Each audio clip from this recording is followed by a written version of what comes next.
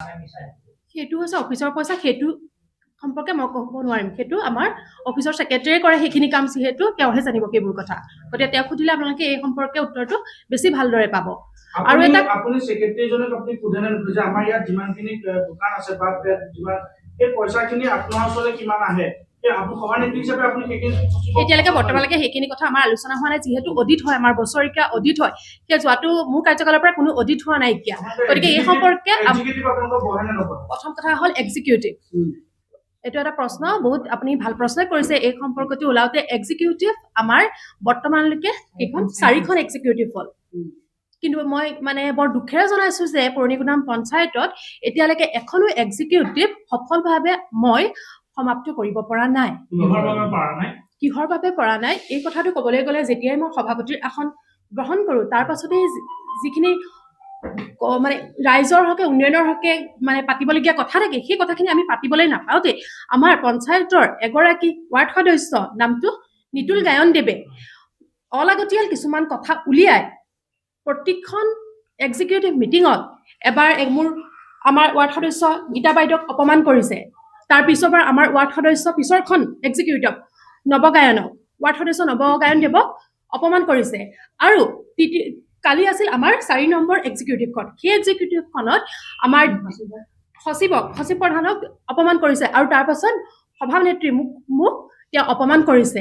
আৰু আনকি মোৰ ল'ৰাকো 10 বছৰীয়া যিটো ল'ৰা, সেই ল'ৰাটোকো মানে কামৰ মাজলৈ টানি আনিছে।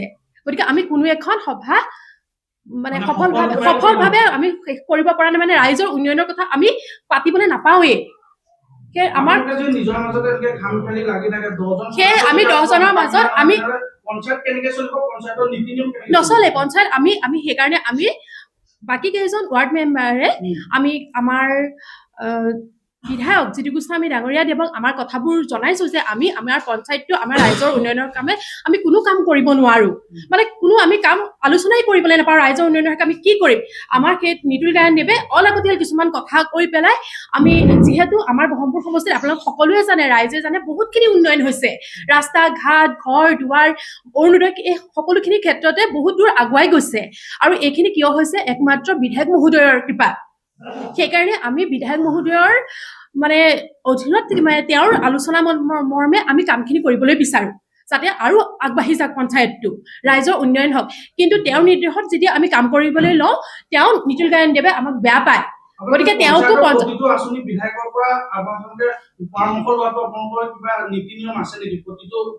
কোনো নীতি নিয়ম নাইকিয়া যদিও, কিন্তু আমি বিচাৰো আমাৰ সমষ্টিটো মানে পুৰণিগুদাম পঞ্চায়তটো বহমপুৰ সমষ্টিৰ ভিতৰতে এটা জাকত জিলিকা পঞ্চায়ত হওক।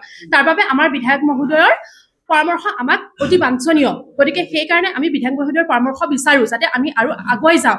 কিন্তু সেই ক্ষেত্ৰত তেখেতে আমাক বাধা দিয়ে, বিভিন্ন কথাৰে, বিভিন্ন কটু কথাৰে আমাক সমালোচনা কৰে, যিখিনি কথা আমি আপোনালোকৰ আগত অৱগত কৰিব নোৱাৰো। আমাৰ মানে লাজ লাগে ক'বলৈ সেইখিনি কথা। অশ্লীল ভাষা প্ৰয়োগ কৰে গোটেই পঞ্চায়তত। আপুনি সোধক, কোনো এখন সভা আমি ভালদৰে পৰিচালনা কৰিব নোৱাৰো। অলাগতিয়াল কিছুমান কথা কৈ পেলাই গোটেই পৰিৱেশ আমাক নালাগে। আপুনি ওলাই গৈ পেলাই কাষৰ যিকেইখন আমাৰ দোকান আছে, সেই দোকানৰ গৰাকী কেইজনক সুধিলে আপোনালোকে গম পাব, ৰাস্তা দি অহা যোৱা কৰা মানুহক সুধিলে গম পাব। সেইকাৰণে আমি ভাবিছো আমি গোটেই কেইজন ৱাৰ্ড সদস্যই আলোচনা কৰিছো, যাতে আমি পুৰণিগুদাম পঞ্চায়তটোত আমি কোনো ধৰণৰ কাম নকৰো, ৰাইজৰ কাম আৰু আমি কৰিব নোৱাৰো, কাৰণ আমাক কৰিবলৈ নিদিয়ে। আৰু এটা কথা হ'ল, যিটো সময়ত আমাৰ মুখ্যমন্ত্ৰী ডাঙৰীয়া, আপোনালোকে সকলোৱে গম পাইছে, নাৰীসকলক সাহস দি আগুৱাই লৈ গৈছে, নাৰী শক্তিক আগুৱাই নিছে।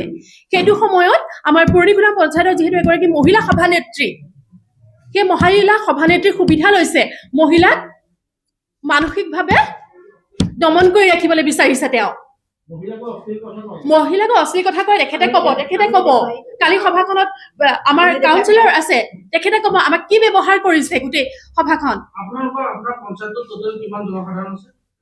আপোনাৰ পঞ্চায়তৰ অধীনত কিমান জনসাধাৰণ আছে? 12,000।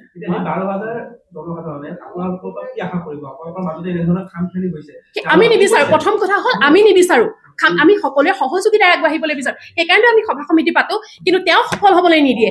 মুঠতে তেওঁ উন্নয়ন নিবিচাৰে। মই এইটো কথাই ক'ম যে পুৰণিগুদাম গাঁও পঞ্চায়তত তেওঁ উন্নয়ন নিবিচাৰে, কোনো জনসাধাৰণৰ সুখ শান্তি তেওঁ নিবিচাৰে। সেইকাৰণে যিহেতু তেওঁ পঞ্চায়তৰ ভিতৰখনতে নিবিচাৰে সুখ শান্তিৰে থকাটো, আমাৰ 10জন ৱাৰ্ড মেম্বাৰে সুখ শান্তিৰে থকাটো তেওঁ নিবিচাৰে গতিকে বাকী জনসাধাৰণক সুখ শান্তিৰে থকাটো তেওঁ কেনেকৈ নিবিচাৰিব কথাটো হ'ল আপুনি যিহেতু 3 মাহ হৈ গ'ল আপুনি চকী লোৱা গতিকে আমি পঞ্চায়তটোত সোমাই আমি কিছুমান বস্তু লক্ষ্য কৰিছো বৰ্তমান পঞ্চায়তত কোনো ধৰণৰ উন্নয়ন হোৱা নাই ইয়াৰ পূৰ্বে আপোনাৰ স্বামী প্ৰেচিডেণ্ট আছিলে মোৰ স্বামীৰ কথা মই নাজানো মই কোনো তেওঁৰ মই শুনক মই শুনক আপোনাক শুনক মোৰ স্বামী যেতিয়া মোৰ স্বামী যেতিয়া পঞ্চায়তৰ সভাপতি আছিলে তেতিয়া মই এখন ব্যক্তিগত খণ্ডৰ বিদ্যালয়ত শিক্ষকতা কৰি আছিলো মই কোনো ধৰণৰ তেওঁৰ কাম কাজত মই হস্তক্ষেপ কৰা নাছিলো বা জানিবলৈ ইচ্ছা কৰা নাছিলো কিন্তু তেনে সময়তে মুখ্যমন্ত্ৰী ডাঙৰীয়াই আমাৰ সকলোকে নাৰীসকলকো যিহেতু নিৰ্বাচন খেলাৰ বাবে উৎসাহিত কৰিছিলে তেতিয়া মোৰ এই